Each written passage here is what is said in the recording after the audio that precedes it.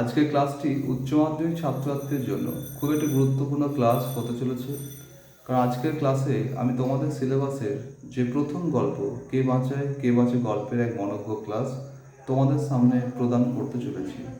অর্থাৎ আজকের ক্লাসের অন্তিম পার্ট আমি তোমাদের সামনে আলোচনা করতে চলেছি। তার জন্য অবশ্যই বলবো ক্লাসটিকে শেষ পর্যন্ত শোনার জন্য। আর যদি ক্লাস সংক্রান্ত কোনো অভিযোগ থাকে তাহলে অবশ্যই কমেন্ট বক্স থেকে কমেন্ট করে জানাতে পারো। আর যদি ক্লাসটি সত্যি তোমাদেরকে প্রভাবিত বা উজ্জীবিত করে থাকে তাহলে অবশ্যই লাইক, শেয়ার এবং সাবস্ক্রাইব করে দিও। তো আজকে যে প্রথম পয়েন্ট সেটা হচ্ছে কি ত্রাণ তহবিলে অর্থ প্রদান। অর্থাৎ পরের মাসে মাইনের তারিখ এলে মাইনের সমগ্র টাকাটাই তিনি নিখিলের হাতে সঁপে দেন। তো নিখিল মৃত্যুঞ্জয়ের এই ভাবনা এবং কর্মে পুরোপুরি বিহল, পুরোপুরি অবাক। কিন্তু মৃত্যুঞ্জয় এই মানসিকতাতে বা মৃত্যুঞ্জয় তার ভাবনায় কিন্তু অটুট। শুধু মৃত্যুঞ্জয় না, এই দুঃসাহসিক ভাবনায় ব্রতী তার স্ত্রীও। অর্থাৎ কি একই ভাবনা মাথায় নিয়ে তাদের সংসার জীবন। এমনকি এই অসহায় ফুটপাতবাসী মানুষের জন্য তারা একবেলা খাবারও ত্যাগ করেছে। তো নিখিল অনেক যুক্তি দিয়ে মৃত্যুঞ্জয়কে বোঝানোর চেষ্টা করে। Nikhil tries to reason with Mrityunjay, but Nikhil succumbs to মৃত্যুঞ্জয়ের স্টুবর্ন অ্যাটিটিউড। কিন্তু নিখিল মৃত্যুঞ্জয়ের অনড় একগুঁয়ে ভাবনার কাছে হার মেনে যায়। এর পরের পয়েন্টস, মৃত্যুঞ্জয়ের বাড়ির বেহাল অবস্থা বা মৃত্যুঞ্জয়ের বাড়ির শোচনীয় যে অবস্থা। তো মৃত্যুঞ্জয়ের এই বাড়ির ভগ্ন অবস্থার পিছনে মৃত্যুঞ্জয়ই কিন্তু দায়ী। কারণ মৃত্যুঞ্জয়ের এই আবেগতাড়িত ভাবনায় তার সমগ্র পরিবার আজ বিপর্যয়ের মুখে।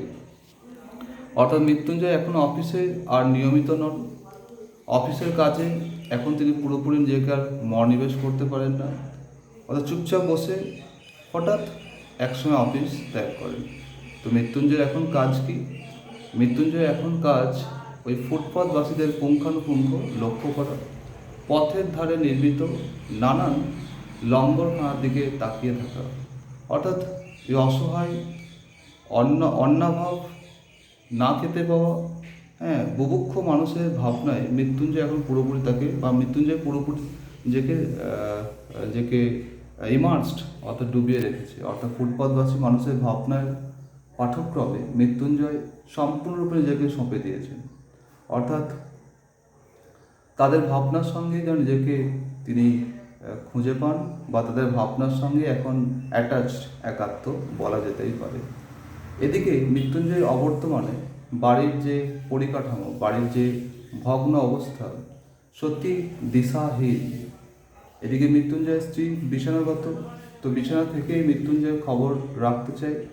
তার জন্য নিখিলকে ডেকে পাঠায় মৃত্যুঞ্জয়কে জীবনের মূল স্রোতে ফিরিয়ে আনার জন্য।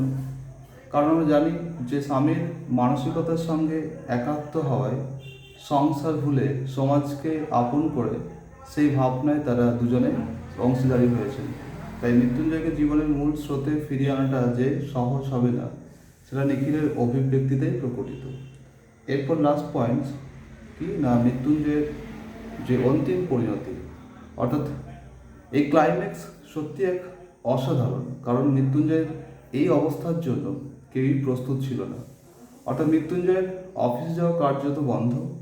ফুটপাতেই তার পরিবার, ফুটপাতবাসীরা তার আপনজন, অর্থাৎ ফুটপাতই তার জীবনের আশ্রয়। তো মৃত্যুঞ্জয়ের পরিধেয় একটা সময় ছিল সিল্কের জামা, ধুতি, কিন্তু আজ দুর্ভিক্ষের এই আবহে তার পরিধেয় কি না ছেঁড়া ন্যাকড়া, সারা শরীর ধুলোমলিন, আর পাঁচজন শরণার্থীদের মতোই কাড়াকাড়ি মারামারি করে খিচুড়ি খায়। আর সেই ভাগ্যহীন বিমর্ষ রব না পাওয়ার সেই আর্তনাদ যেন মৃত্যুঞ্জয়ের কণ্ঠেও ধ্বনিত হয়েছে। অর্থাৎ অনারক্লিষ্ট মানুষের প্রতিনিধি হয়ে মৃত্যুঞ্জয়ের সেই বিমর্ষ আর্তনাদ বা বিমর্ষ হাহাকার, কি আমায় খেতে দাও। অর্থাৎ কি যে একটা মগ হাতে তিনি কি বলছেন যে গা থেকে এইছি, খেতে পায়নি বাবা, খেতে দাও। দুর্ভিক্ষের নির্মম পরিণতি এটা সাধারণ মানুষের জীবনকেও যেভাবে অভিশপ্ত করে তুলতে পারে, অর্থাৎ সাধারণ মানুষের জীবনও দুর্ভিক্ষের এই চোরা স্রোতে সম্পূর্ণ দিশাহীন হয়ে পড়ে, তারই মর্ম পড়ছি এই কে বাঁচায় কে বাঁচে গল্পটি। তো আজকের ক্লাসে এটুকুই, আবার দেখা হচ্ছে আগামী ক্লাসে। যদি ক্লাসটি সত্যিই ভালো লেগে থাকে অবশ্যই লাইক, শেয়ার এবং সাবস্ক্রাইব করে দিও। ভালো থাকবে সবাই।